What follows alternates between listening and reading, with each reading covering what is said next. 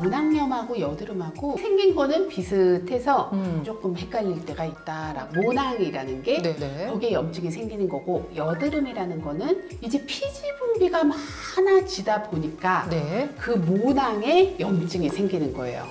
아, 설명을 들었는데 왜 더 헷갈리죠? 네.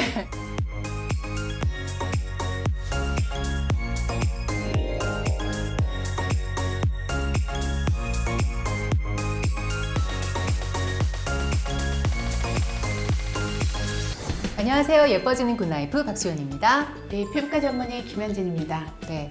자, 울긋불긋 솟아오르는 트러블. 여드름인 줄 알고 짰다가, 아니, 자꾸 붉게 옆으로 번지면서 막 더 넓어지는 바로 그것. 모낭염인데요. 오늘 예뻐지는 굿라이프에서는 모낭염에 대해서 자세히 이야기 나눠보도록 하겠습니다. 우리가 여드름에 대해서는 굉장히 여러 번 이야기를 나눠본 것 같은데 모낭염 이야기는 좀 처음인 것 같아요. 사실 모낭염하고 여드름하고 네. 구분이 안 되는 경우가 많아요. 예. 그게 왜 그러냐면 이 모낭염이라는 거는 모낭이라는 게 네. 이제 털 밑에 있는 게 이제 모낭이거든요. 그렇죠. 네. 거기에 염증이 생기는 거고, 여드름이라는 거는 이제 피지 분비가 많아지다 보니까 네. 그 모낭에 염증이 생기는 거예요. 아, 그러니까 비슷한 거예요, 어떻게 보면. 설명을 들었는데 왜 더 헷갈리죠? 네. 여드름하고 모낭염의 가장 큰 차이점은 뭐냐면 네. 여드름은요, 그 흰 면포가 있는 거예요. 흰 면포가 네, 있다. 흰 면포. 여드름 나시는 분들은 다 알죠? 하얗게 이렇게 동그랗게 올라오는 거. 아, 그게 있으면 여드름. 그게 있으면 네. 여드름이에요. 그러면 모낭염은 그게 없나요?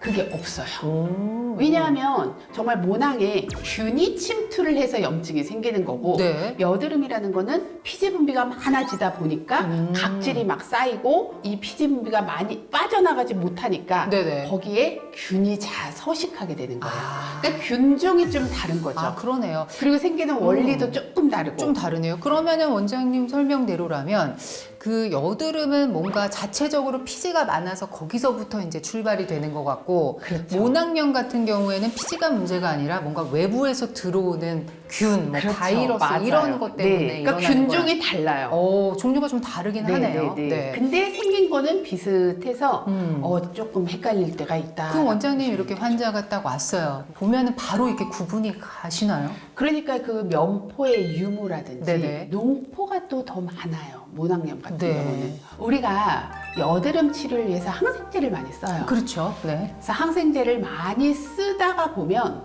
그 항생제 때문에 균은 죽고 그렇죠. 다른 균이 많이 번성을 할 수가 있어요. 그럴 수 있죠. 네. 그게 바로 그람 음성 모낭염이라는 게 또 있어요.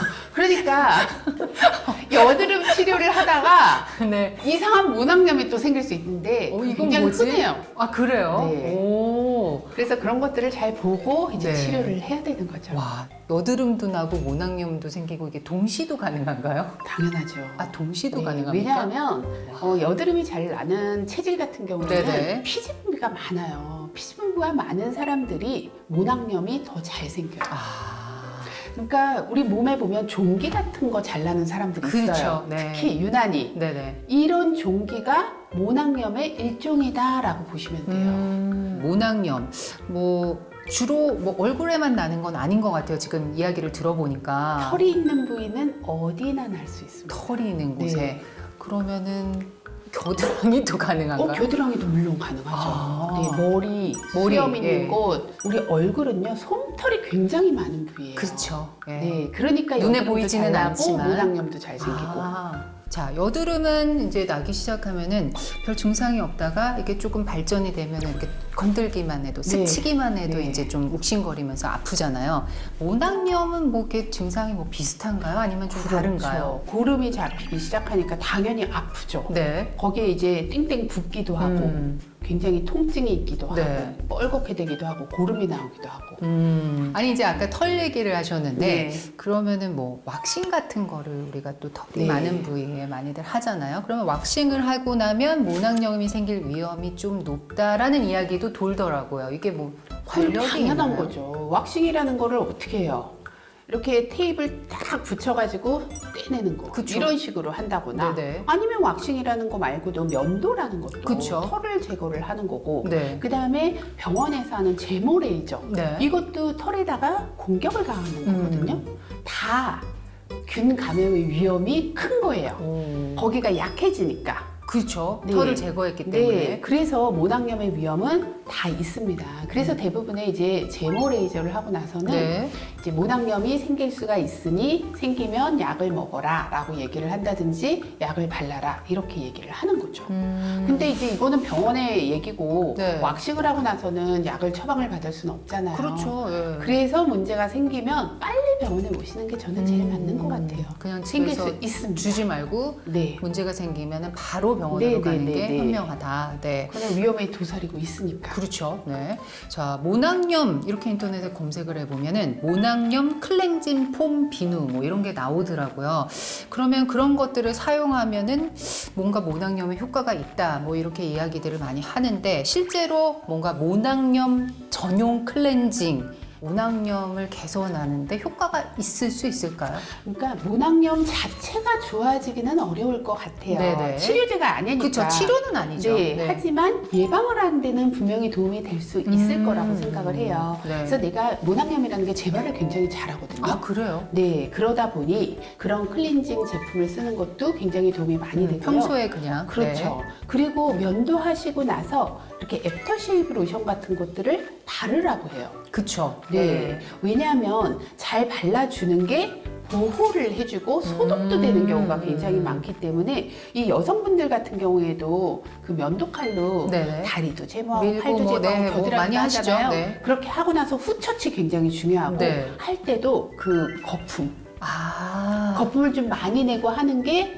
자극을 훨씬 더 줄일 수 최소화시킬 있고, 수가 있어요. 네, 그리고 네. 애프터쉐이브 뭐 그런 걸 네. 제품을 쓰는 게 약간 네네네. 소독의 효과도 그렇죠. 있고. 그러니까 다 하고 나서 세안을 할 때 그런 네. 제품을 쓰면 아무래도 좀 도움이 될 수가 있겠죠. 훨씬 낫겠네요. 네. 그러면 여드름하고 모낭염이 그렇게 큰 차이가 없다고 하면 여드름이 있으신 분들이 평소에 여드름 케어할 때 쓰던 그 제품을 모낭염이 생겼을 때 써도 무관한 건가요?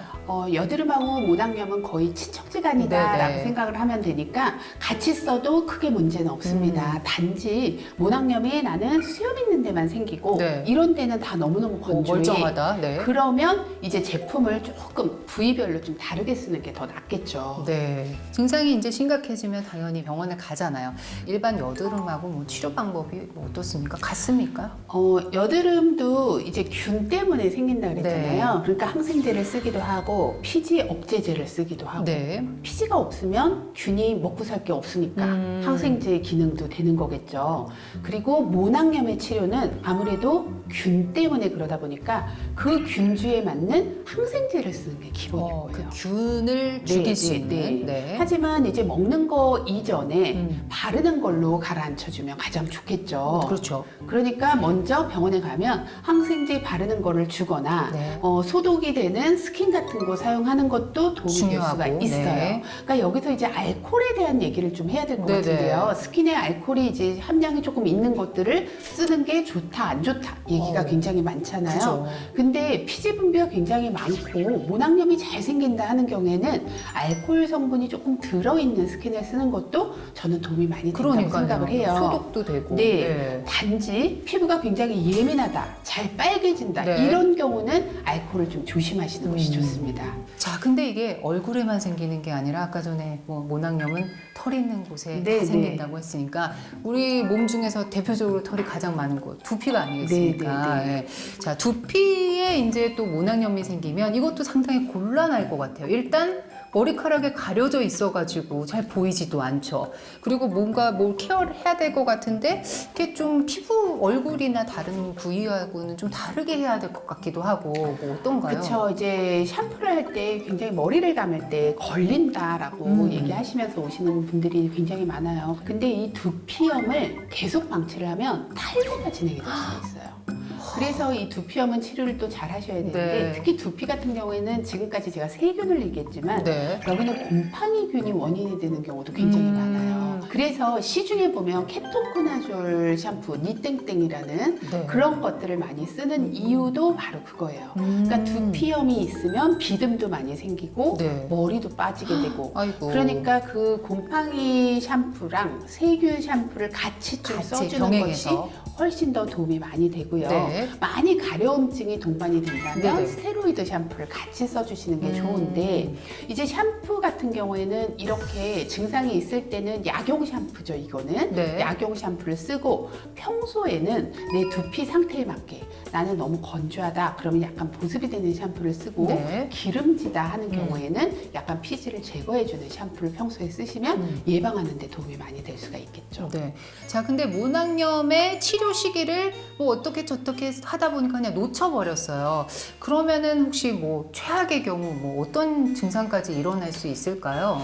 의사생활 네. 거의 몇 년을 했지? 25년을 하면서 한 번도 보진 않았지만 네. 교과서에 나와 있는 거로는 네. 모낭염이 이제 심한 경우에 면역력이 매우 저하된 환자들 같은 경우에는 그 균이 이제 혈관을 타고 가서 폐혈증에 걸려서 죽을 수도 있다. 어머. 되어 있지만 저는 이제껏 한 번도 본 적이 네. 없습니다. 아니 모든 균은 네. 면역력이 떨어지면요 폐혈증으로 갈 수 있어요. 네. 하지만 우리 정상적인 면역을 가진 사람한테는 매우 드문 일이죠. 거의 일어나지 않는 네, 일이기 네. 때문에 거기까지는 걱정할 필요도 네, 없다. 네. 오늘은 우리 피부를 울긋불긋 좀 망가뜨리는 모낭염 왜 생기고 또 어떻게 치료할 수 있는지에 대해서 자세히 알아봤는데요.